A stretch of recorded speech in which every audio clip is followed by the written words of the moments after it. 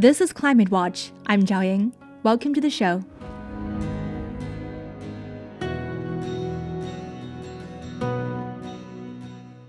In ancient Chinese mythology, there was a time when 10 suns appeared together in the sky. They scorched the earth, withering crops and plants, and leaving people starving. The archer Zhao Ying shot down 9 of them, leaving just one, and saved the world. Now we know, of course, there is only one sun, but the idea of controlling sunlight to cool the earth is no longer just mythology. In the face of rising temperatures caused by greenhouse gases, scientists are now looking at ways to reduce the amount of solar radiation reaching our planet. This approach is called solar radiation management, or solar geoengineering. One method researchers are interested in takes inspiration from a volcanic eruption in the Philippines in 1991. The eruption spewed ash and millions of tons of sulfur dioxide into the atmosphere. But it also led to a surprising effect. The planet's temperature dropped by more than half a degree Celsius over the following 2 years. The ash particles reflected sunlight back into space and cooled the Earth. Now, scientists are exploring the idea of mimicking that natural phenomenon by injecting aerosols into the stratosphere to reflect sunlight. This is just one of several strategies under investigation. And it's not just scientists who are interested in solar geoengineering. Elon Musk is the latest billionaire to join the conversation. In a recent post on X, he suggested using a large solar-powered AI satellite constellation to control the amount of sunlight hitting the Earth. While these ideas sound exciting, solar geoengineering remains largely theoretical at this stage. It faces enormous technical, ethical, and environmental challenges. For example, no one knows for sure how altering solar radiation could affect global weather patterns. A single miscalculation could have catastrophic consequences. And because this is a global issue, governance also becomes a huge concern. So today on Climate Watch, we ask, is solar geoengineering a promising lifeline or a Pandora's box? Joining us today is John Moore, a research professor at the Arctic Center at the University of Lapland in Finland, and from 2015 to 22, he led the Chinese geoengineering research program while serving as chief scientist at the College of Global Change and Earth System Science at Beijing Normal University. Professor Moore, it's great to have you on our show. Thanks for inviting me. It's a pleasure. Well, dimming the sun to cool the earth. Sounds like science fiction, but is it actually being seriously studied within the scientific community today as a potential response to climate change? Well, yes, people are looking at it with a lot of seriousness since the last 20 years.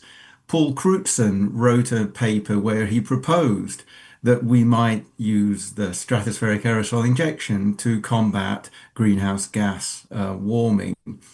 And it's been in the background. A few people have looked at it for 50 years or more. But as the situation gets worse, people are looking, more and more people are trying to simulate what might happen if we did some kind of geoengineering as well as mitigating the greenhouse gases. So this is what we call solar geoengineering or solar radiation management. Then what are the key techniques being researched today, and which ones appear the most technically viable at this stage? Yeah, well, a lot of the ideas aim at mimicking nature's natural ways of cooling the surface of the planet. And the most obvious is big volcanic eruptions. So people are not proposing, of course, to make an artificial volcano, but the volcanoes put in a lot of very small particles into the upper atmosphere, into the stratosphere, and they reflect the incoming sunlight and stop some of it from reaching the surface, only about 1% or so with a very big eruption. But that's the kind of level of cooling that might avoid us crossing some of the big tipping points that might occur. So this is called stratospheric aerosol injection. The stratosphere is the upper atmosphere, and if you put particles there, they stay for about a year. Whereas lower down, weather rains all the things out within a week or so. In the stratosphere, they can last a year or so. And in addition to that, there are people looking to try to do things lower down, just above the surface of the ocean, essentially to make clouds which are bright over ocean which is very dark. For example, that's being tried to cool the Great Barrier Reef in Australia. And that basically is spraying sea salt into the air from boats going around.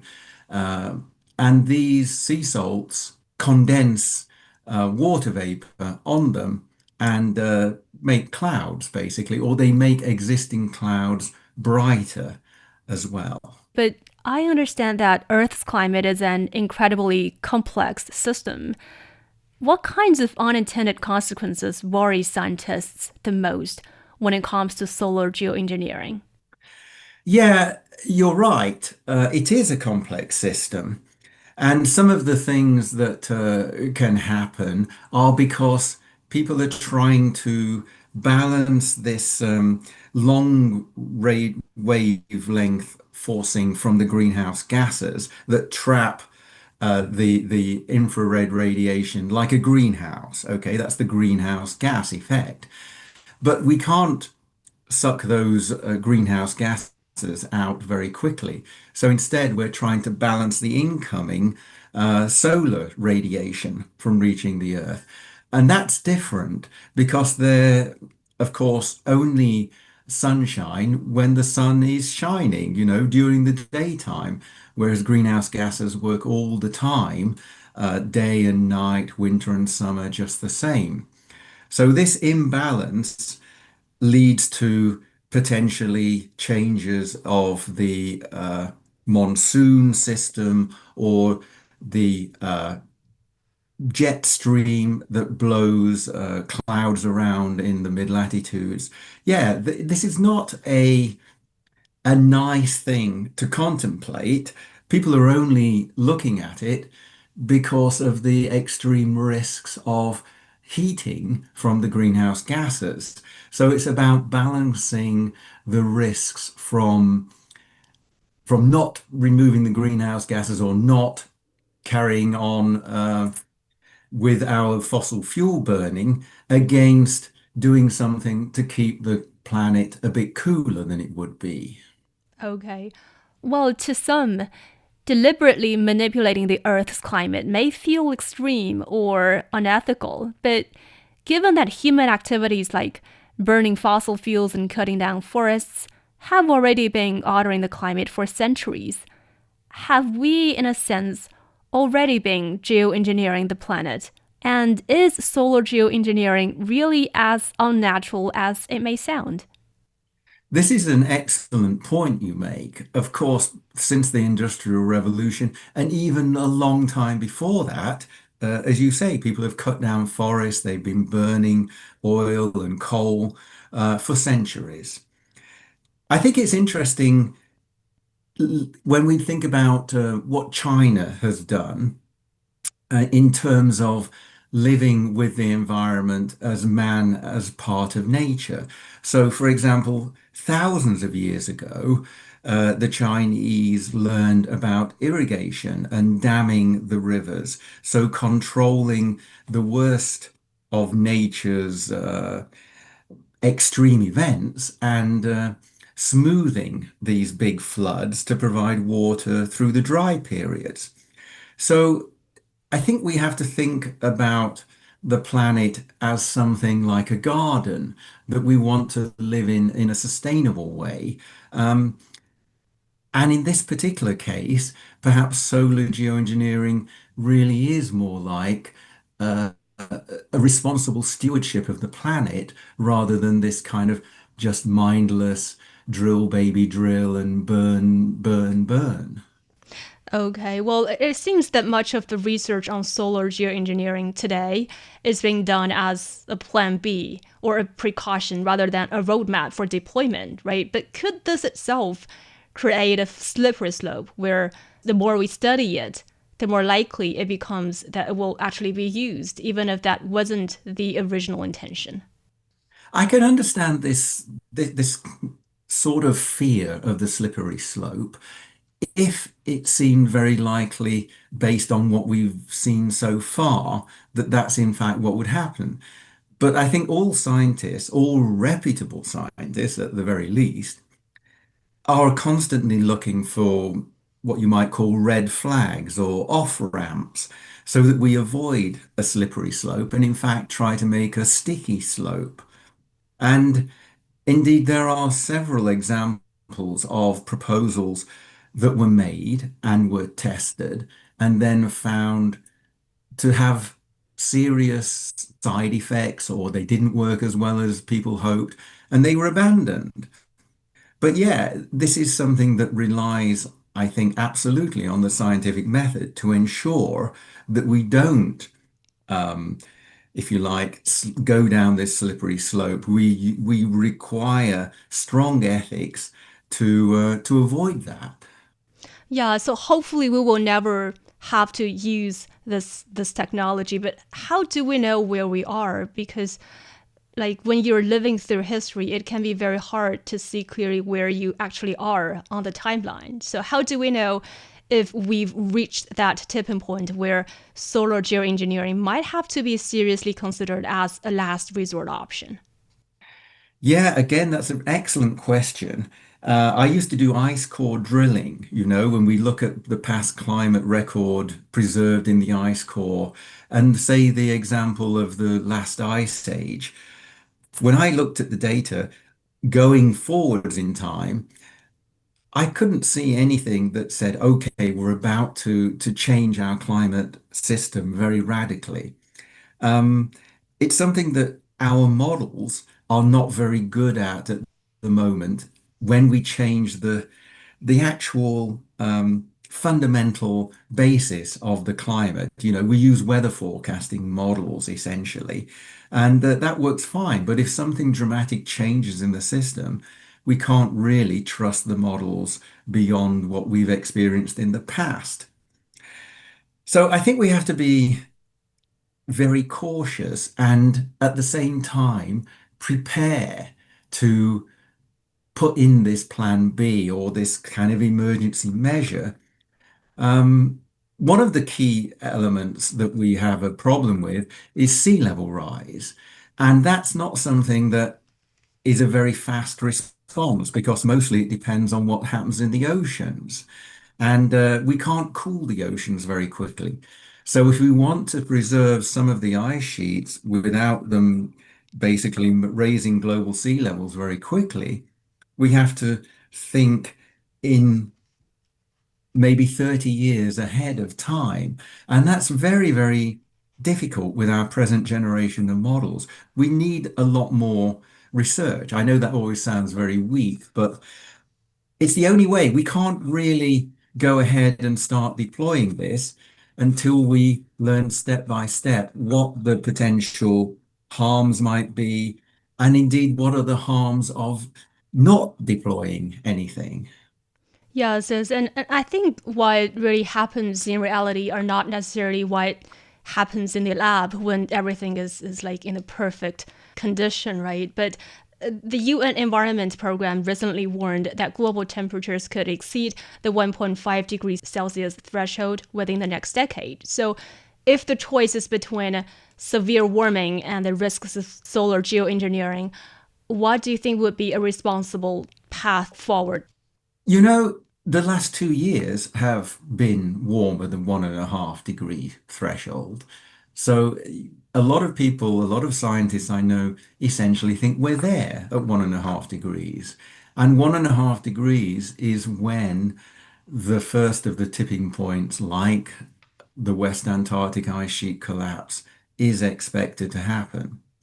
So we're really right at this cliff edge. We can't see the edge of the cliff itself, but we have to be very careful how we're walking. Now, all of the political impetus that should have been gone through the COP process to decarbonize very quickly is not really happening as fast as we want. So I'm trying to suggest that we look at every method that might reduce the harms from climate change. So that absolutely includes decarbonizing as fast as possible, but it also includes, for example, solar geoengineering, but also more applied aspects that might help preserve the ice sheets or keep permafrost from melting or preserve sea ice. There are many, many different ideas out there, and I think a responsible path is actually to explore essentially all of them. And you don't need to spend very much money to probably throw out the vast majority of them. But if any of these ideas could work, they could save millions of people's lives, improve hundreds of millions of people's lives, and save trillions and trillions of dollars in damages. Okay, but another question is, I think the methods like stratospheric aerosol injection only temporarily cools the planet. I think just now you said they can only stay like for a year, right? So does that mean once it is deployed, it would have to be maintained continuously? And what could happen if the program were suddenly stopped?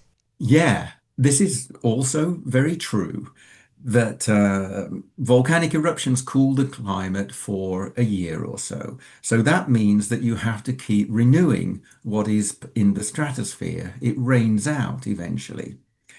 Now, that means that you wouldn't start a program without an exit strategy. You would not want to suddenly stop and terminate.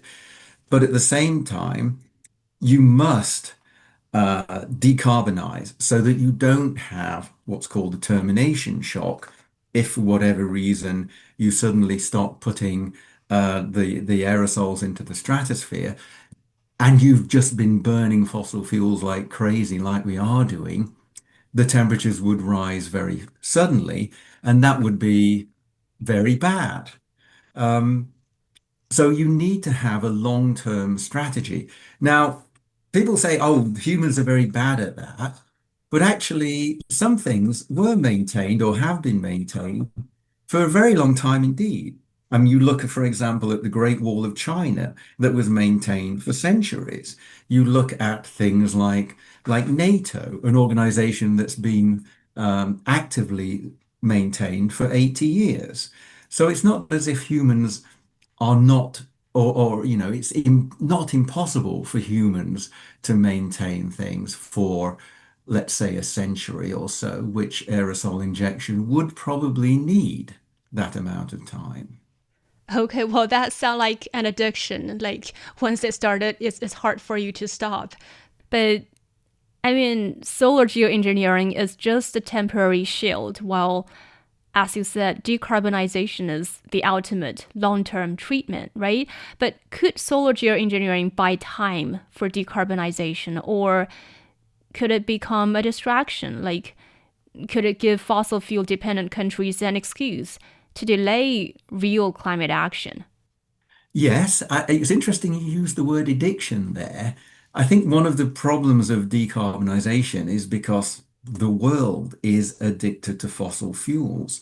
It is such a fundamental part of our lifestyle.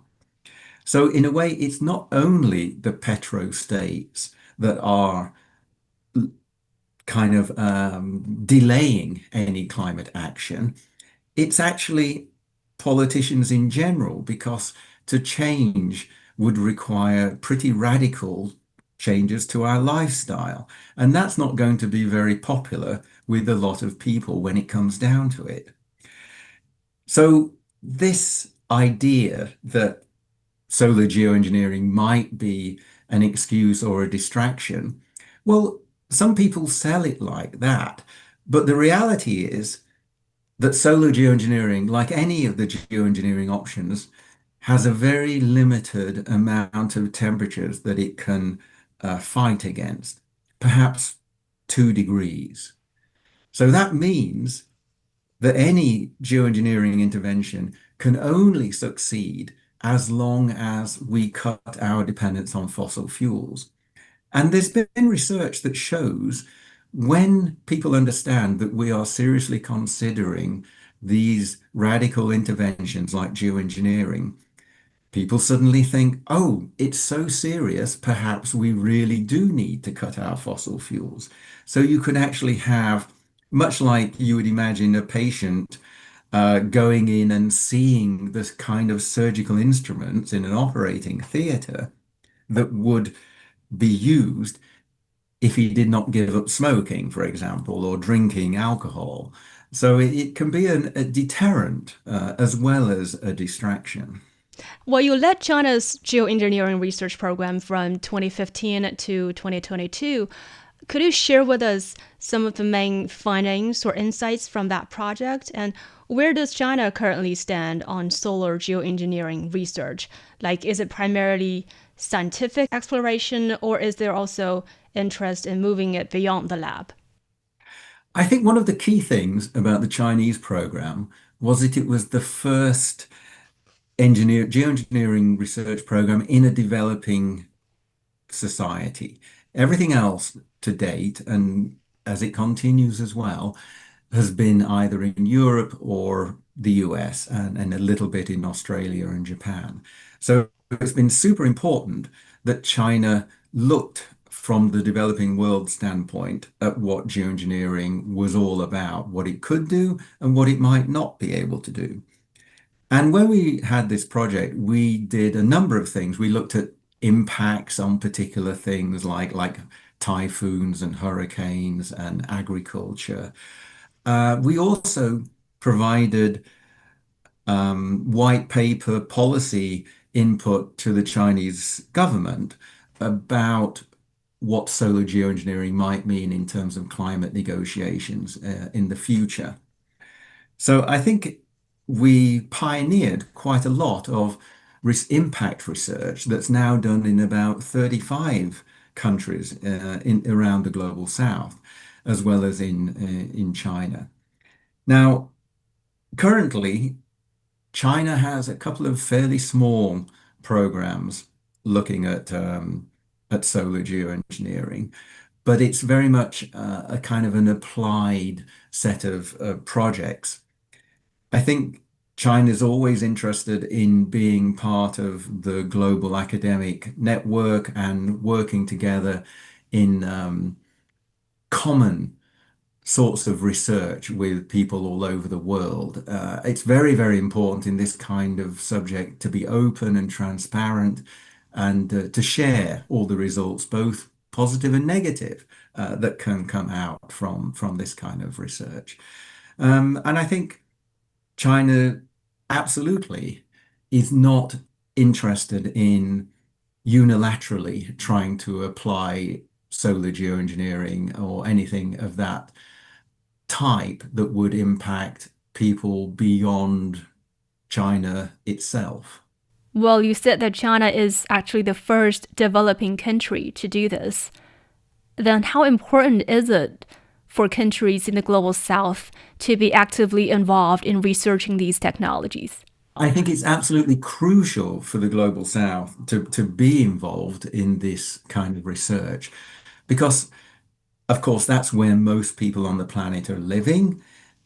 And those people are the experts on what is important for climate because climate in the mid latitudes, in Europe or North America, has very different impacts from someone living in tropical countries or Africa or Southeast Asia, for example. You have very, very different concerns, things like typhoons, the wet season, agricultural output. And you have to talk to those local people about what it might mean if any geoengineering option was followed up. So now there's more and more exactly this impact research. But I think beyond that, it's really important to have a representative sample of humanity's mindset about nature. Like I already mentioned about this Chinese historical tradition developing irrigation and damming the flooding rivers, etc. And this is a completely different kind of mindset to, for example, the Americans with the great open frontier and this huge amount of resources that could be just exploited forever. And I think we have to balance those different views about man and nature together. And this is something the Global South must have input to.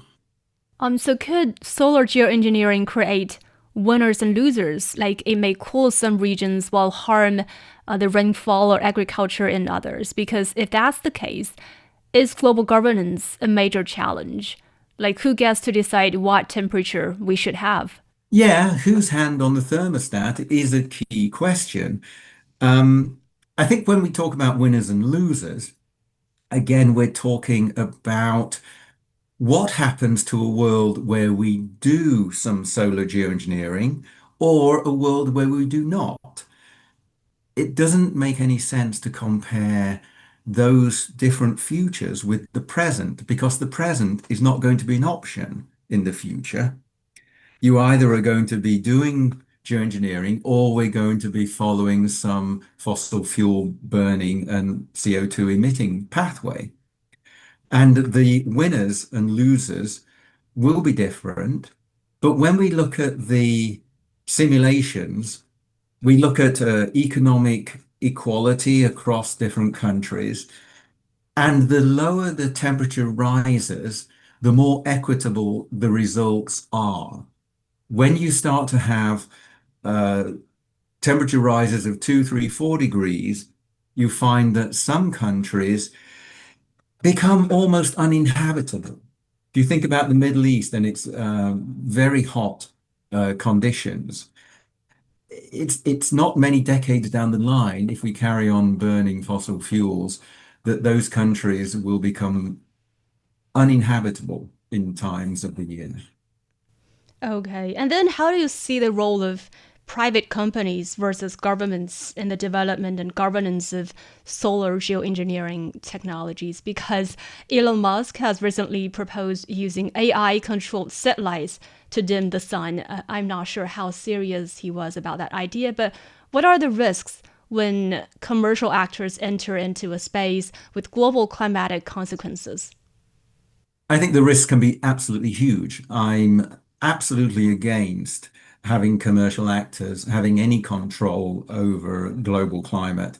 I think this has to be agreed in something like a United Nations context, or at least within a majority of countries wanting to go ahead with something. I think that private companies can play some kind of roles when it comes to technological innovation and development, but they must not have their hands on the thermostat or in any way have control over a certain technology. So I think there's a limited role for these commercial actors. I think there's an absolute need for genuine political actors to take the lead. Now that you're based in Finland and involved in Arctic research, do you feel people there view solar geoengineering differently than in China or elsewhere? And more broadly, what kind of mindset you think we should all take toward these technologies?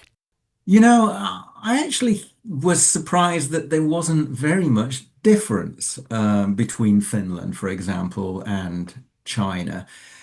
A lot of people in both countries are actually very concerned about impacts on the people with the least, the people with very little option to adapt, that have some fields or some housing very near the coast that's going to be flooded out.